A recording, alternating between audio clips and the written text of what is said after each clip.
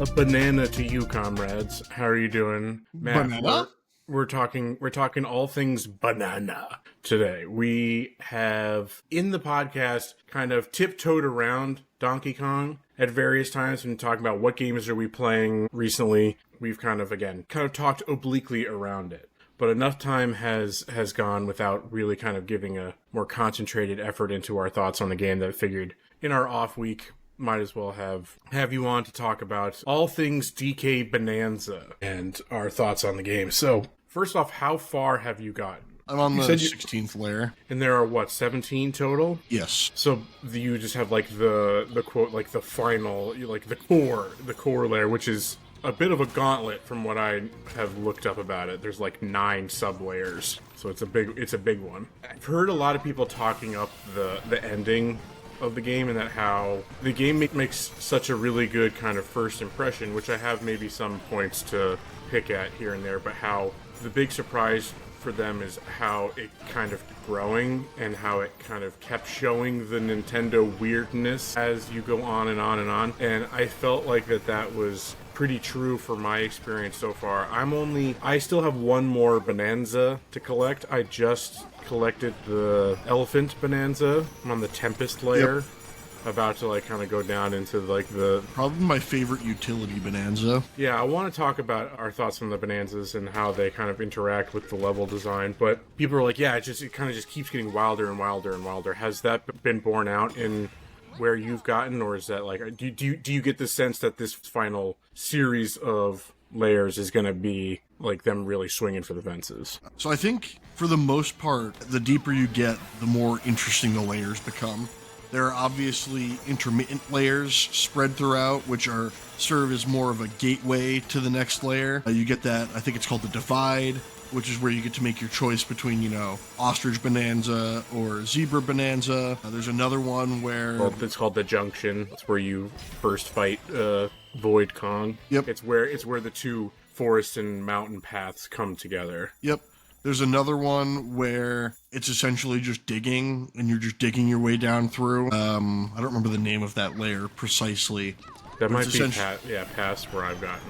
Yeah, it's essentially just a giant vertical cylinder with small sub-spots in between. Okay. You're basically just digging your way through to get to your next, drop-off point, to get to your next big layer. I think at a certain point, the farther you get, the more surrealist some of your layers become. The Forbidden layer is pretty whoa, dude, I'm thinking about things in fourth dimension. Yeah, I heard that tracks with what I've heard. Just that those last layers are just really wild, and them just kind of going all out, which keeps me excited to continue forward. What were your initial thoughts of being dropped into Ingot Isle as your first introduction to the game? Did we think that the intro layer, the tutorial layer, does a good job of teaching you mechanics as well as being a kind of showcase for what the game is going to be about? Aside from the fact that your intro area obviously doesn't have fossils, because there's no way to accumulate fossils on that first layer to be able to, sell at a shop,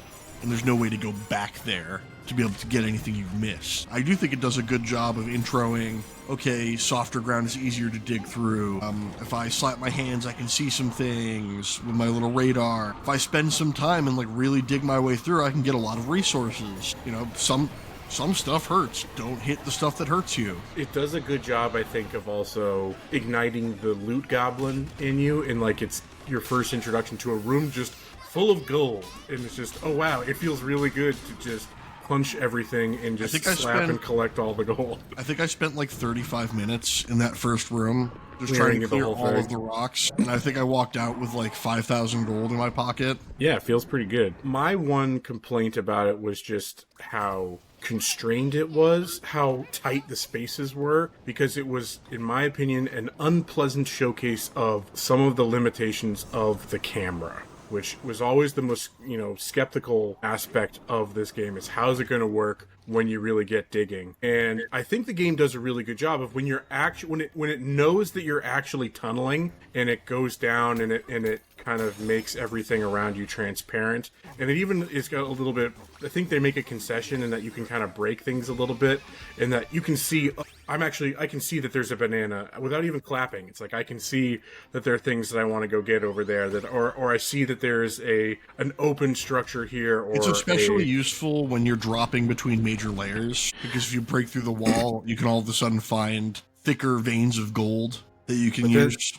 But then there are some times where it's really in that opening layer that hasn't been a real issue. At least the game has done a good enough job of training me how to use the camera in some of these spaces. That when things pull in a little too close and it's just. It's almost like it's trying to shift into first-person view. It gets a little bit like I can't see what the hell is going on. I remember I posted in our group chat just like, "Holy Bananza, Batman! You know, this camera is unwieldy, but otherwise having fun." It's a bit of a shame because it's the one kind of sour note in that opening level that is not representative, I think, of the full game. I think that they do a good job of I just think it's part of mitigating the problem. Because the opening area has to be relatively constrained to get the player funneled through to get to their first area. Because if they make it too open, you're not going to necessarily engage with all of the mechanics in the same way. You're going to be a little bit of analysis paralysis of, I've just been dropped in, I can kind of go anywhere, but I don't know what my tools are at that point. Plus, like, they do it narratively. You're in a mine. So you're going to be in a constrained area. The Kongs yearn for the mines. They do a good job of blocking you in with metal, especially in that opening area, so that you don't just start digging all your way down through to the very bottom of the layer. Yeah, I felt like they kind of just like wrote themselves into a bit of a corner there. I also don't think they expect players to spend too much time there. Obviously, I think the younger player that this game would be targeting is probably going to be more running forward, going to the next point that they're told to go to, maybe breaking a couple things. But here's the thing, though, is that it speaks to how the core kind of mechanic of the game is such a success in that it feels so good to break shit. Oh, yeah. Right? So they're like thinking like, yeah, most people are just going to skip through this part. They're going to get to the next thing. They're going to let it open up naturally. And here's me just like, ha, funny monkey, do punches, and so I was sticking in that area just because it felt so good to punch stuff and to collect gold. It was too fun. You've discovered the stats page on the map screen, right? Yeah, well, and because I find like how much you've destroyed in each layer. Like the little fractones who will give me rewards based on how much of what material I have destroyed. Yeah, that's cool. That's a fun little one. Have you experimented at all with the artist creator thing? The sculpting thing? No. I don't even know. You have to like access that from the main menu, I think. It's an homage to the Mario 64 fuck with Mario's face screen. Yeah. People have done some interesting things with that. The only interesting thing I want to talk about is Poppy Kong. I enjoy Poppy Kong? That's the Poppy Kong. I'm talking about for some reason I'm thinking of Cranky Kong. Yeah. But no, Poppy Kong is gonna make me act up for like occasionally whenever there was a Reddit post where they're like, that is absolutely not a perfume jar, and if you like looking at the shape of it, the way it's tapered, it is definitely more in line with, let's say, a plug of some form. I'm looking it up. The one that she used to turn herself invisible. Yeah, I know. I'm aware. I remember the fight. It was a fun one. It does have a flanged base. Be a very difficult perfume bottle to keep on your shelf, is all I would say. What do you think of the villains then, with Poppy Kong as the director of intelligence for Void Co? I think it's a pretty cool little crew. I think they do a good job of, it's got that Nintendo feel to it where they give you weird, surrealist versions of the enemies you've seen on the level as the bosses that you encounter throughout. So you just got the Elephant Bananza. Here's a fun fact for everyone. I skipped like a third of that level accidentally because I was like, ooh, I wonder if I can get over there, and did some like hardcore parkour, air turf surf, bounce jump, got to a spot and triggered the boss fight before I'd ever talked to the Elder. Oh, jeez. So I was Which like the main very boss, or like the very bat, first like the encounter bat? with the bat. Okay, all right. Yeah, I've only done the first encounter with the bat. Yeah, I triggered that essentially right after I dropped in, and I watched the little marker that tells you where to go, just like bug out, be like, nope, you're here now. This is your new objective. Well, that happens to me quite a lot. Is that like I see that there is a random person NPC that it wants me to talk to, and I'm like, you know what? I'm gonna go and explore in the other direction first. Yeah. And I actually the way that they've laid out the objective markers, just sequence breaking half of the objectives. The way they've laid out the objective markers is really good for younger audiences. It gives them a very strict, okay, I go here, I talk to this person, I go here, I talk to this person. They're gonna keep spoon feeding me through the map to the places I need to go. But it's definitely not necessary for a majority of the game. Yeah, I've learned a good balance with that. I'll progress like the objectives that like want to send me to the Elder and want to set up for getting the new Bananza, and I'll basically run that until it's close to getting to that point, but then I'll explore the areas that have come before it, and then I'll go talk to the Elder, I'll do the pieces to unlock the Bananza, I'll then go explore everything else, and then kind of proceed downward. I haven't been trying to do like a exhaustive 100% clear the full level, but I've just been like, I want to try to make sure I'm exploring every major area in the layer before I descend to the next sub layer. The first experience of that for me was when you drop into, I think it's the second sub layer of the lagoon layer, and you drop down there and you can see the giant whale skeleton fossil off to the side, and I'm sitting there like, I must go there. I don't know how yet, but I must go there. And obviously you're supposed to progress the level, fill up the water, and then swim over there. I figured that out after a while, because I was, if I pick up this bomb and I throw the bomb, if I angle myself high enough, will I hit it with the bomb, or will that unlock it? Or is there a spot where I can climb over here and do an air turf surf jump to try to, like, close the gap? My favorite is to turn him into a helicopter. Yeah. And that's one of the things where, I mean, obviously they said, blatantly, this is, the Odyssey team, or a portion of the Odyssey team working on this game. And you can see it very clearly in a lot of the sequence breaking and platforming that you can pull off, because a lot of it reminds me very particularly of the Cappy mechanics, where if you were really good, you could, throw out Cappy, dive off him, get him back, throw him again, dive a third time, and get to a spot where you're not supposed to be able to get to, or, take over a frog and then jump off the frog, then get out of Cappy, then throw Cappy, then dive off Cappy. That shit is too sweaty, and in my opinion, does not feel good enough to try to do. It's like you're fighting against the controls to try to get that stuff to work, whereas in Bananza, you get the feeling that things just work. And I think in what makes it more enjoyable to me is that it is more in line of like the adventuring of something like Zelda versus there is platforming, but it's like your need to engage with it is not nearly as high. You can still explore and solve puzzles. To call them puzzles is a little bit of a stretch, but like environmental just kind of scenarios.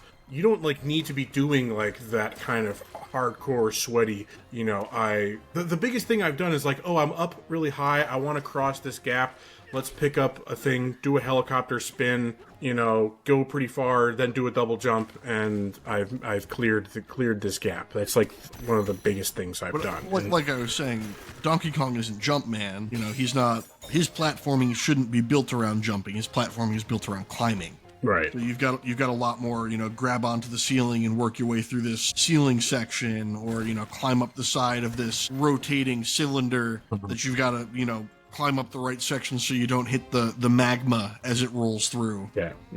And I found that much more enjoyable. And so we were talking about the layers, right? And we've mentioned a few of them so far. What's been your favorite? The feast layer. That may not. Oh, the feast layer. Okay, yeah, I haven't gotten to that one yet. So give me the bare overview without like too much. Everything spoilers. is food.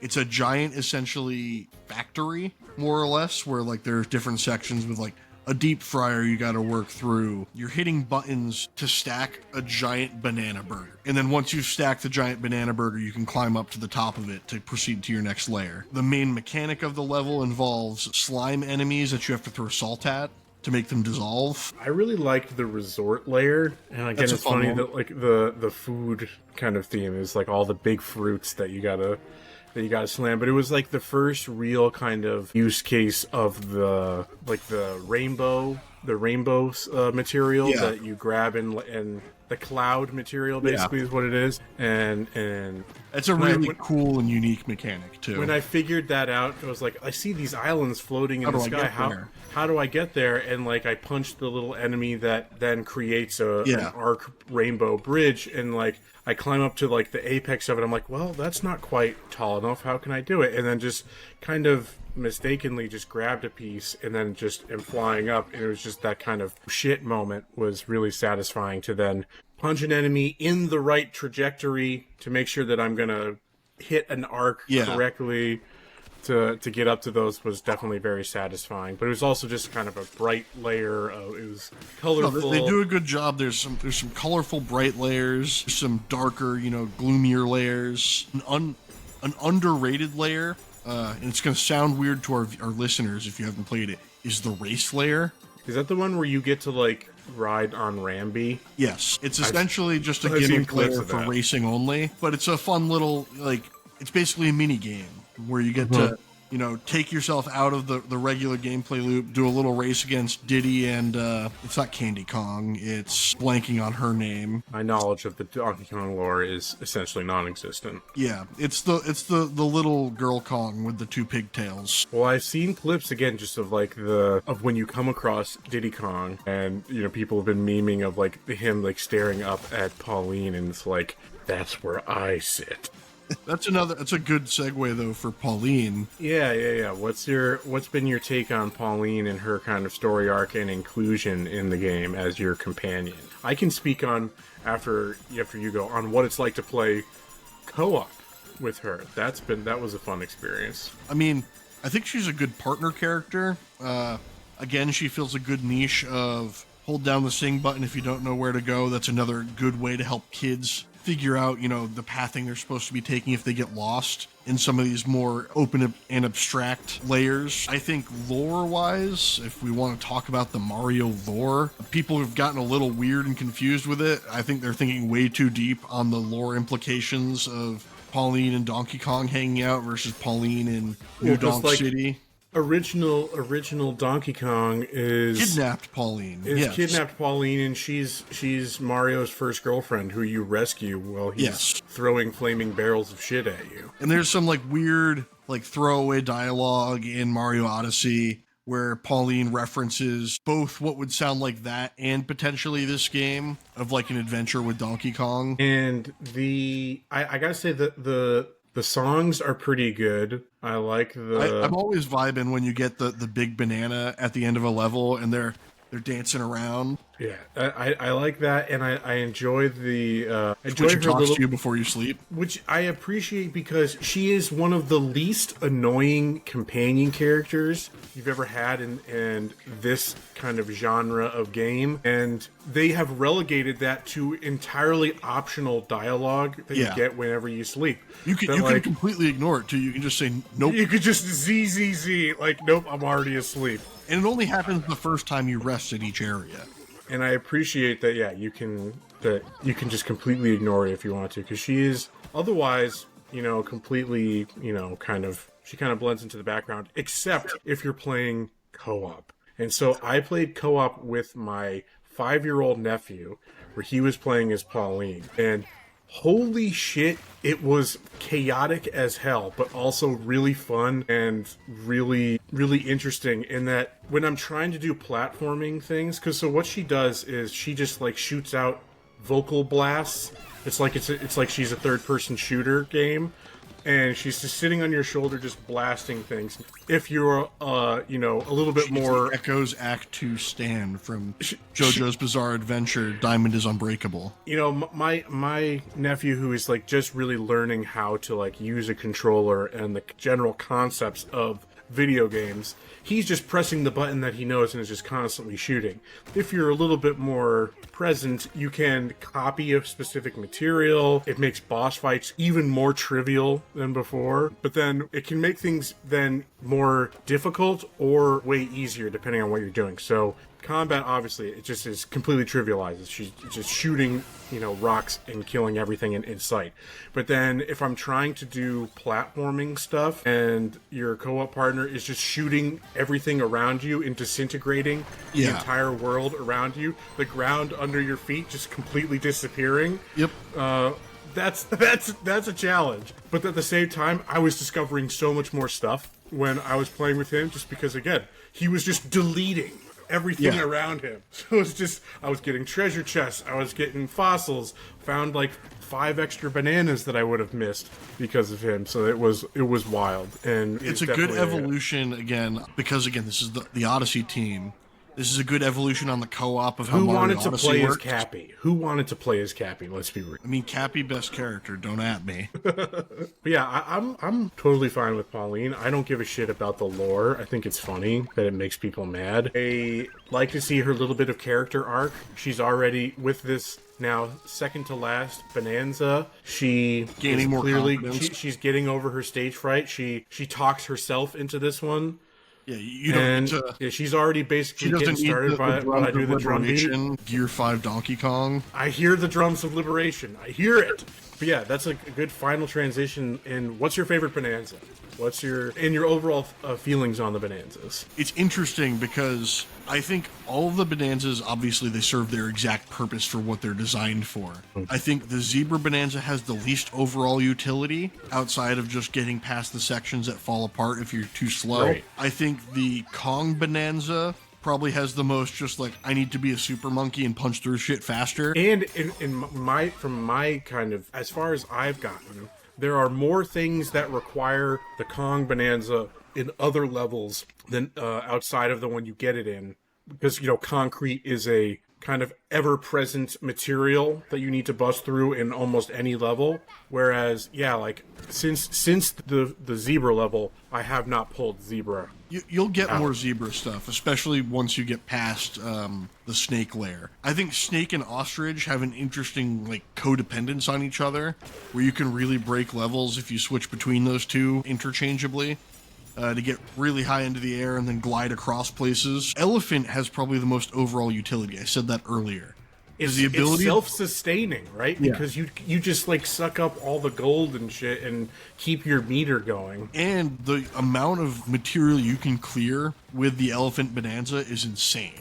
So there's some of those challenges you get where you find the little floating triangle or the pyramid, and you hit it. And especially on the feast layer, there was one in particular where it creates a giant statue out of concrete, and you need to destroy it in, I think, 20 seconds, or destroy most of it.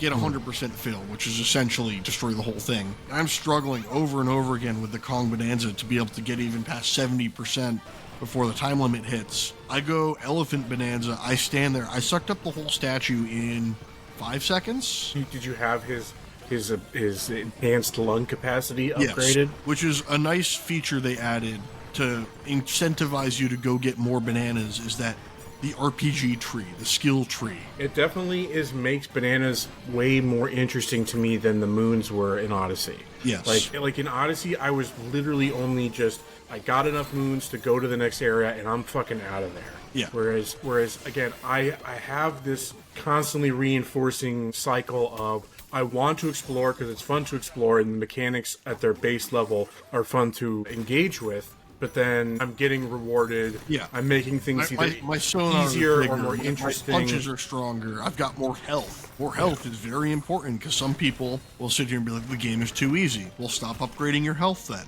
Yeah, health has been my least invested in capacity, and it's made things a little bit more interesting.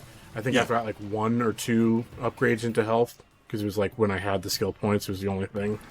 Yeah, I've got my punch all the way upgraded. I've got most of the Bonanzas, most of the way upgraded. I've got enhanced slap. Yeah, the My sonar sonar. was the first thing that I maxed out because I was like, I want to see everything. And it just is a positive cycle of reinforcement of I get skill points to make my sonar better, which helps me gets me more collect skill more points. things, which then gets me more skill points, and so on and so on. No, it's So it's it's- a very big evolutionary step for the Odyssey Those in the team. industry call it a virtuous cycle, and it definitely is true. Now imagine if instead of bananas to fill out your skill points, you used an arbitrary currency that you then went into a shop and you could spend real currency to buy the arbitrary currency with. I'm already technically doing that with banana chips and gold, so that's as far as I'm willing to go. I was just basically laying out the Immortals Phoenix Rising. I always will bring it back to how much I hate that game. Give me a battle pass in Donkey Kong. Do it. Yeah, where's my Donkey Kong Battle Pass? I've enjoyed the clothing. I think the clothing has tangible benefits. Yeah, the fact that like I'm swapping into the new thing for it's more. I care more about the ones for Pauline. Donkey Kong. Well, I mean, I don't engage with those because it's like, yeah, I'll use it on the level, but then I'm like, I basically kept her in the Kong one that I've got fully upgraded because the others I'm like, I just I'm like putting using her them more in the elephant situationally. raincoat. That one's funny. I like that. Yeah, the outfits for Donkey Kong give you tangible benefits Yeah. that I have found do have more utility, like take less damage from poison or lava or all these things. So like I And definitely then, invested. obviously, the fur colors don't have any tangible benefit outside It's of, just you know... it's just swag. Yeah. It's So, just like, looking, I found, it's just like, I looking got, like, a swagged out. chromatic, like, shiny metal one. So I'm just shiny metal Kong now. I think right now I'm rocking like a blue raspberry. Yeah, with, there's some yellow Kong pants. going through his emo phase ombre, different ones. I was all blacked out at one point. I had the black fur, black pants. Pauline was in the black cowboy outfit. We were looking. All I needed was the emo swoop of hair. Final thoughts. You're again much closer to the end than I am. I've been engaging with it in more kind of sporadic bursts, and I think that has been to the game's benefit for me. That's how these games are really meant to be played. Like they're set up in a way where, okay, I'm gonna play for an hour, work my way through a sub-layer, or I'm gonna pick it up after a couple days and I'm just gonna work through, getting some fossils, maybe go find some bananas. Like, ooh, banana. It's very... I was a little worried for a while when it was like there was a little stretch of time when I was just playing Donkey Kong and I'm like, okay, I'm still enjoying this, but I'm worried that I'm gonna get a little bit burnt out and then I'm gonna get a little bored of it. No, I think So I in kind of shifted general, it to that. a lot of Nintendo games are almost meant to be like a co-op game to the side.